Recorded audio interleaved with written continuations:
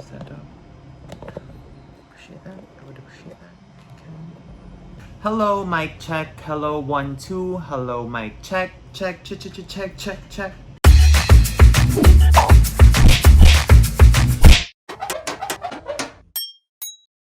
Hey guys! Mabuhay! Welcome to Sunday Palengke. New angle, new setup. I'm trying out a new sound system. I hope this is better for everyone. Welcome back to the show. If you're new here, hello. Welcome to the channel. This is Sunday Palengke, where we talk smack about anything we want to talk about. If you are an old subscriber, welcome back. I hope you guys missed me. I missed you. I wasn't here last week, but here we are today with a very special episode of Sunday Palengke because tomorrow we enter ECQ once again. Which begs the question, how did we get here?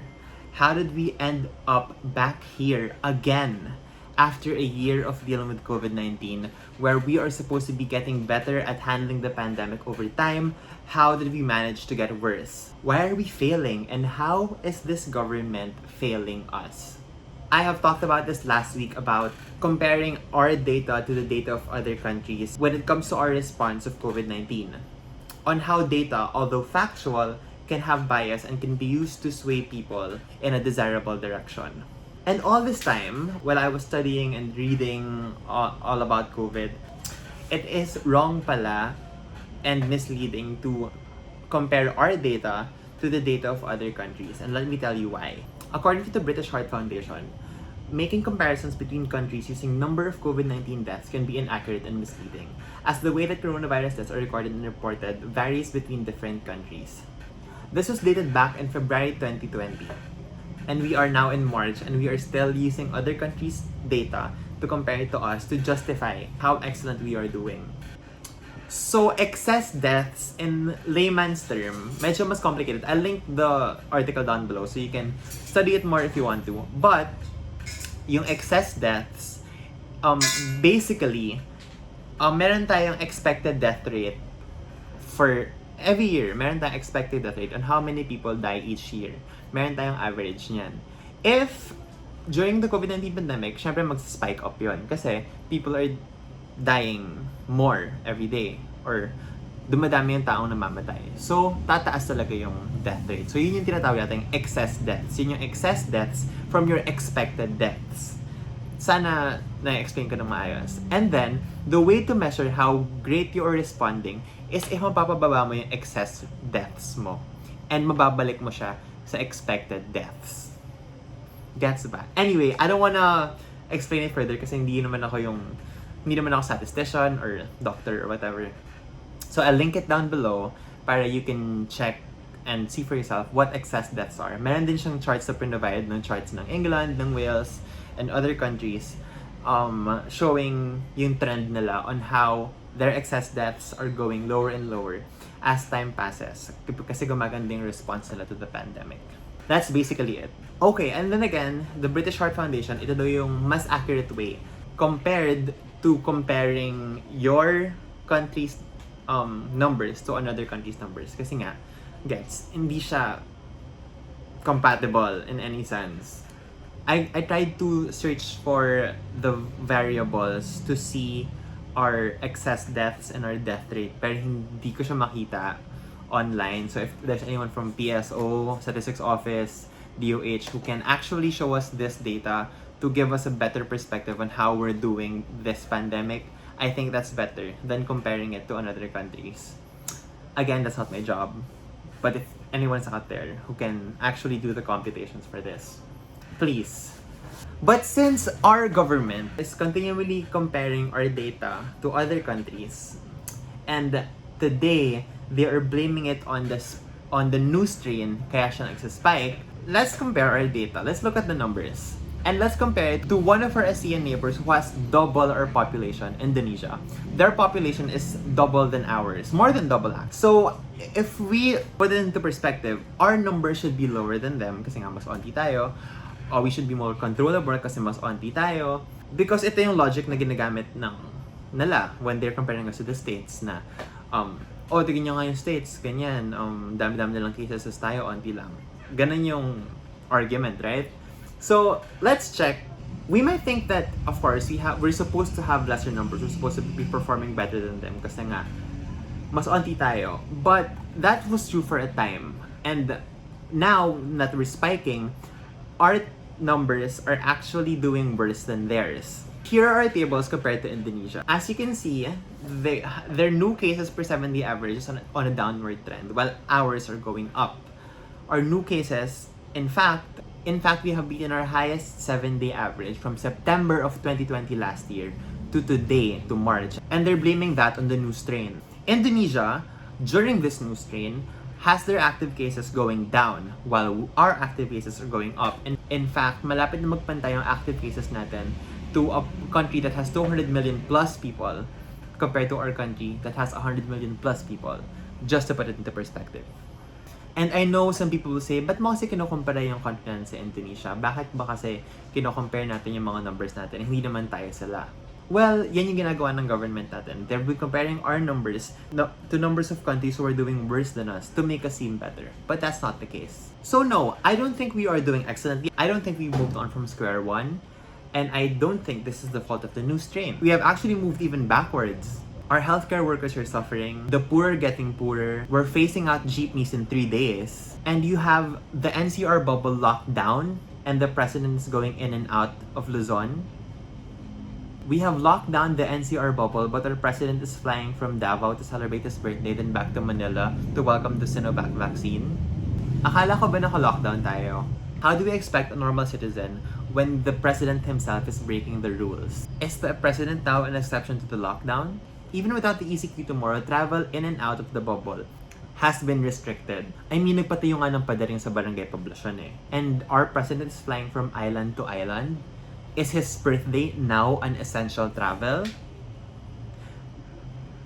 Essential na ba yung birthday niya ngayon? Essential travel na ba ang mga birthday ngayon? I mean, we've seen this before. We've seen people celebrating their birthdays and breaking rules. Let's not act brand new. Speaking of exceptions to the rules, let's talk about Harry Roque. He is a spokesperson. I don't see, there is absolutely no reason at all that he cannot work from home. To put it in a personal perspective, kung kaya ko mag-shoot ng campaign from my house, if the agency can send me the equipment, the material, to shoot it here in my house without going out of my house, and they're on standby on Zoom to direct me on what I can do so I can fulfill my job, I do not see how how the presidential spokesperson with the support of the government can't bring his office back to his house. Did that make sense? In long story short, I don't see how he can't work from home. His job is to receive data, receive information, and bring it out to the public. Most of the reporters in the conference work from what's you call that? The location thing? Work from remote location. Like, give me one reason he can't work from his house. Give me one good reason he has to go to the office. Give me one reason why he can't do it remotely. Why can't he broadcast from his house? Why can't he be on a phone call na lang with other people? Lalo na the president who is a senior citizen, who is high risk. And what is my point from all this? Why am I questioning the work situation of the spokesperson? Why can't he be on video call in his house? Why can't he give briefings from his house, his conferences from his house? If huge agencies can do it, so can the government. Why am I asking this? Because if everything was held from his house, and if he didn't go out on vacations, and if he didn't go out of his house, he wouldn't have needed to take 35 tests. And you know what? Let's dig in. Let's do the math. He says that he has received at least, conservatively, 35 tests from when he was appointed back into the presidential spokesperson's position, which was dated April 14 last year, 2020. And then he tested positive March 15, if I'm not mistaken. So let's take those numbers in. From April 14 to March 15, that is 47 weeks and 6 days. So that's 47 weeks and 6 days. And 6 days, that makes it 335 days. Which means he is averaging one test for every 9.5 days. One test every 10 days. Does that sound right to you? I mean, he is not a health worker. He is not a frontliner. You get tested only if you get direct exposure. Why do you have to take a test averaging one test every 10 days? And here you are saying that we don't have budget for mass testing when you yourself has an average of one test every 10 days. And you can work from home. That's suspicious. That's weird. Make it make sense. You know what? Let's take it further. There's one more person who has openly admitted that he has taken a lot of tests. Iparating sa ating po mga kababayan na ako po bilang kalihim at madalas po makipagpulong kay Pangulo ay kinakailangan magpa-swab. Ngayon po naka 56 swab test na po ako. 56! That's Francisco Duque. He has admitted to taking 56 tests. He didn't declare from when to when, but let's be conservative, okay? Let's take into consideration when the virus first came here in the Philippines. That was January 30th of 2020. And this being very, very generous, okay? From January 30th, 2020 to today, March 28th, giving him a longer time period. That's 60 weeks and 3 days. And that is 60 weeks times 7 plus 3. That's 423 days. So if we divide that by 56 tests, he is averaging a test per week. One test per 7 days. And that's being very generous. That's calculating from January 30 of last year. And they have the guts to tell us that there is no budget for mass testing. And these are only 2 people. Sa tropa nila, 2 pa lang to. Ilan sila dun who are getting tested for no apparent reason?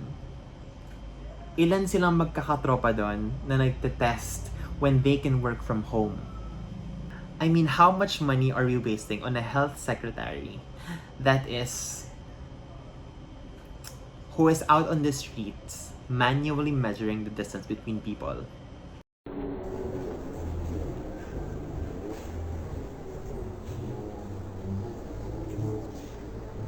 Ka ng face shield. Pero madaya yung face shield mo, bakit mo pinupit dito? Kaya papalitan niya. Kaya palitan mo, mahaba. Dito, naglasag ka rin, ha? Oo. Kulang, madaya ito. Oh, kita mo, ganun lang, oh. Pwede lang, ganito mahaba. Ha? Oo, sige. Okay. How much money are we wasting for a health secretary who is pulling people out of their homes, exposing them to a virus, and giving them an unsanitized face mask? Yan. Pakibaba lang. Importante, ha? Importante yun. Yung face shield nyo, ate. Face shield mo. Sabay face shield yan. Ito. Yan, face shield. Ito. JC. Gamitin nyo, ha? Gamitin ninyo yan. Si Mayor, oo.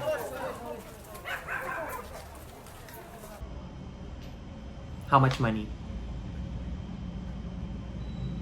I mean, who are we kidding? Sino niloloko nyo? Not me, bitch. Not me. And not you, because you're smart watching this. Who are we kidding that we don't have budget for mass testing? No one.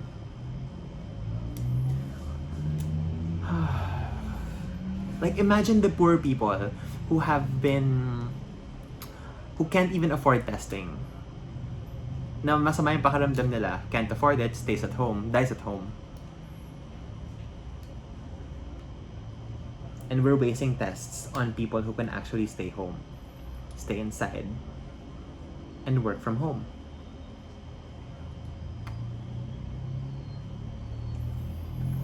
Anyway, the solution for the surge is another ECQ for a week.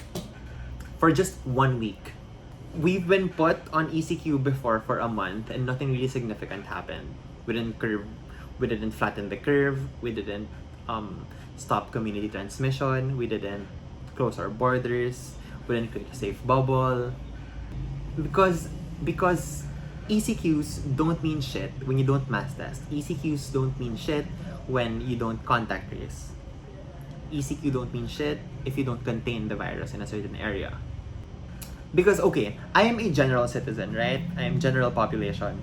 I'm not a doctor, not a vaccinologist, not a virus expert.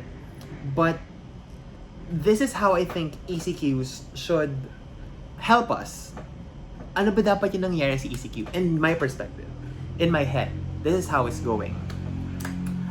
So, let's say, for explanation's sake, let's use one barangay with 10 households, right? If I'm masipag, I'm gonna put graphics. But if I'm not, better listen. If we have 10 households, right? And then, okay, may COVID-19 pandemic.